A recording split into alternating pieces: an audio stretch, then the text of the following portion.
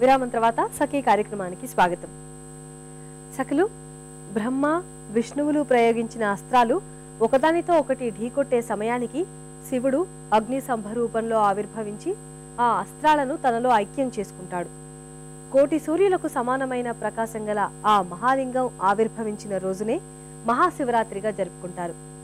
శివరాత్రి రోజు శివక్షేత్రాల్లో పార్వతీ పరమేశ్వరుల కళ్యాణోత్సవం వైభవంగా జరుగుతుంది.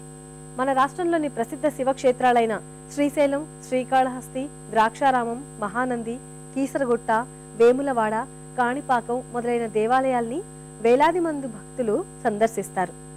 ముందైతే కార్యక్రమం చూసేయండి, ఆ తర్వాత మరికొన్ని సంగతులు.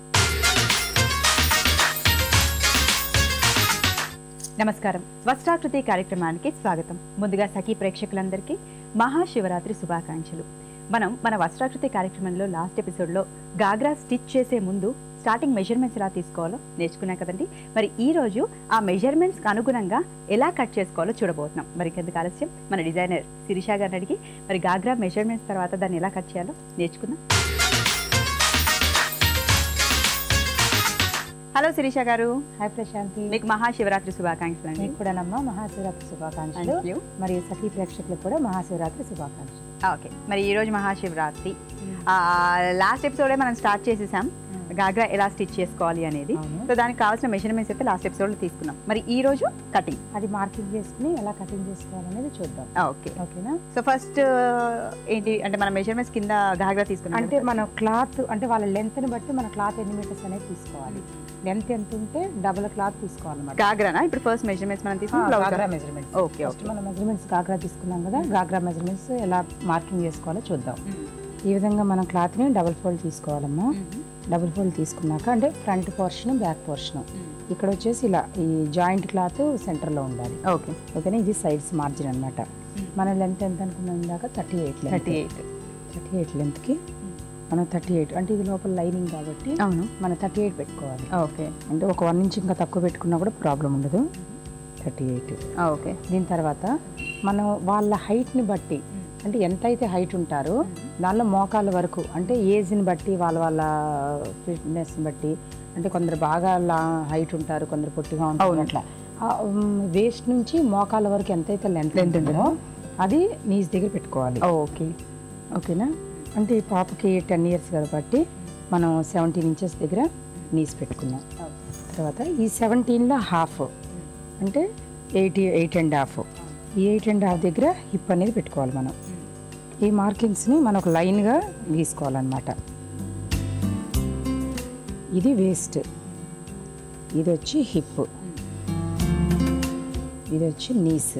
ఓకే, మనకి లెంత్. ఓకేనా.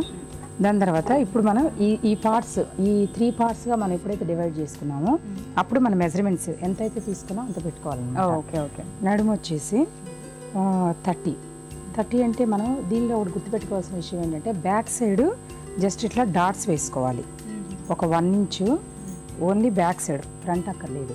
అది కూడా 1 ఇంచ్ డాట్ వేసుకోవాలి. దాని తర్వాత నడుము ఎంత ఉందో ఇక్కడ 2 ఇంచెస్ మనం డాట్స్ వదిలేస్తాం కదా. అవును. ఎందుకంటే దానికి ఒక 2 ఇంచెస్ ఎక్కువగా మనం మార్కింగ్ పెట్టుకోవాలి. Okay okay. అంటే 8 ఎందుకు పెట్టుకున్నాం అంటే 30 కాబట్టి 32 పెట్టాను.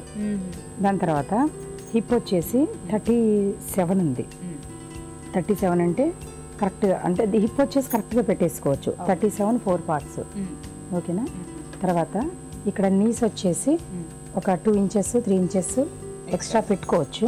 సో అందువల్ల మనం 32 పెడుతున్నాను. ఓకే ఓకేనా. దాని తర్వాత లెంత్ వచ్చేసి మనం కరెక్ట్గా 38. ఈ 38 ఇక్కడ నుంచి చూసుకుంటే మనం సైడ్ లెంత్ ఇట్లా స్ట్రైట్గా తీయకూడదు.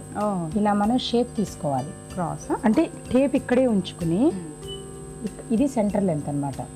ఇది సెంటర్ లెంత్. సైడ్కి వచ్చేసరికి క్రాస్ తీసుకోవాలి ఇలా. అది 38. అక్కడ 38. ఇప్పుడు ఎంత క్రాస్ వచ్చింది అనేది మనం చూద్దాం. ఇప్పుడు ఇది స్ట్రైట్ అనుకుంటున్నాం. ఎంత క్రాస్ వచ్చింది? ఇంత. అంటే మనకి 2 ఇంచెస్ క్రాస్ వచ్చింది. ఈ క్రాస్ని మనం ఇలా కలుపుకోవాలి. ఇది లేదు, కటింగ్ చేసుకునేటప్పుడు ఇచ్చేసుకోవాలన్నమాట. దాని తర్వాత ఈ షేప్స్ అన్నిటిని మనం కలుపుకుంటా మార్కింగ్ పెట్టుకోవాలి. ఓకేనా. ఇట్లా కర్వ్ ఉంది కదా షేప్, అవును. ఆ కర్వ్ని మనం యూస్ చేసుకోవాలి. ఓకే. ఇక్కడ హిప్ దగ్గర వచ్చేసరికి ఇలా కర్వ్, ఇక్కడికి వచ్చేసరికి స్ట్రైట్. శిరీష గారు చూస్తుంటేనే షేప్ కరెక్ట్గా ఫిష్ కట్ లాగా అర్థమైపోతుంది. ఇప్పుడు నార్మల్ గాగ్రా అయితే మనకి ఇక్కడ నుంచి నార్మల్ వచ్చేస్తుంది షేప్ వచ్చేస్తుంది. అంటే మామూలుగా స్ట్రైట్గా ఫ్లేర్ ఎంత ఉందో దాన్ని బట్టి తీసుకోవచ్చు. ఫిష్ కట్ కాబట్టి మనం ఈ షేప్ అంటే బాడీ మెజర్మెంట్స్ బట్టి పెట్టుకున్నాం. ఓకే. ఇప్పుడు ఇది లైనింగ్ ఇంతే మెజర్మెంట్స్ కరెక్ట్గా ఉంది ఇది. ఓకే. ఓకేనా. దీన్ని ఇలా కట్ చేయాలనేది ఇప్పుడు చూద్దాం. ఓకే.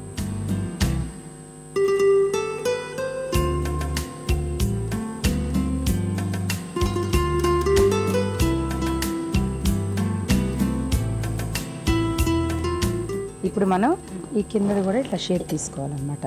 ఖచ్చితంగా ఈ గాగ్రా వీటిలో అంటే ఈ ఫ్లేర్లో వచ్చే ఏ డ్రెస్లకైనా కింద సైడ్స్ షేప్ తీసుకోవాలి. అది కంపల్సరీ అన్నమాట. దీనికి ఇంకా ఎక్స్ట్రా అవసరం లేదా? దీనికి ఎంత ఎక్స్ట్రా అవసరం. మనం ఒరిజినల్ కట్ చేసుకునేటప్పుడు అప్పుడు దీనికంటే అది కొంచెం పొడవు పెట్టుకోవాలన్నమాట ఒరిజినల్. ఎందుకంటే లోపల లైనింగ్ అనేది కనిపించకుండా ఉంటుంది.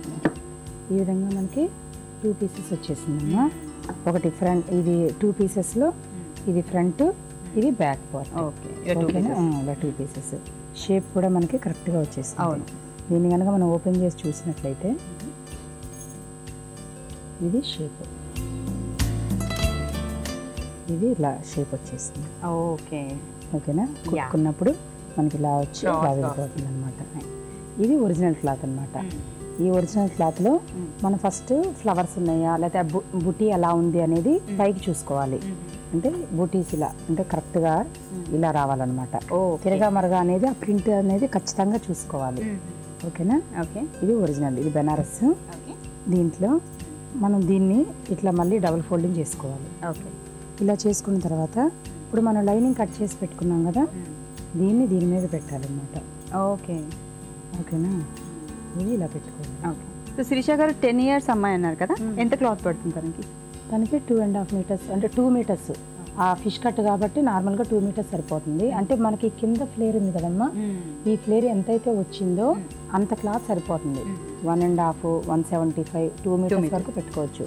కొంచెం ఎందుకైనా మంచిది కట్ చేసుకునేటప్పుడు ఈ లైనింగ్ కంటే కూడా ఇది కొంచెం ఒక 1/2 inch ఎక్కువ పెట్టుకుంటే మంచిది. అది అటాచ్ చేసుకున్న తర్వాత కరెక్ట్గా కట్ చేసుకోవచ్చు. ఓకే. ఓకే. ఓకేనా.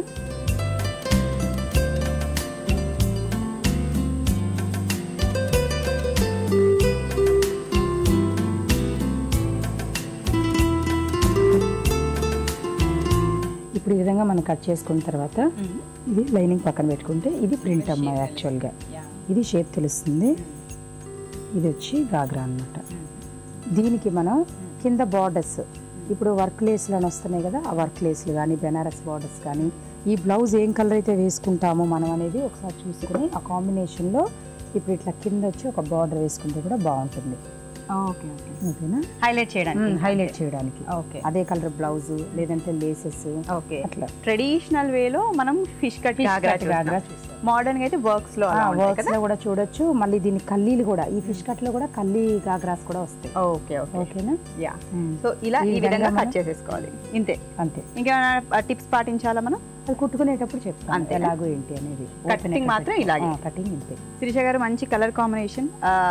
ఇది ప్లెయిన్ గా కాకుండా కొంచెం ఇలా కూడా బార్డర్ తో హైలైట్ చేసుకోవచ్చు అన్నారు. చాలా బాగుంది ఇలా పెట్టుకుంటే కూడా. నైస్, చాలా బాగుంది. అండ్ కటింగ్ కూడా మనం ఎంత ఈజీగా కట్ చేసుకోవచ్చో చూపించారు. ఇంట్లోనే ఎంత ఈజీగా కట్ చేసుకొని పిల్లలకి ఇంత అందమైన గాగ్రాస్ కుట్టవచ్చు అనేసి. థ్యాంక్స్ అలాట్ అండి. వెల్కమ్ ప్రశాంతి.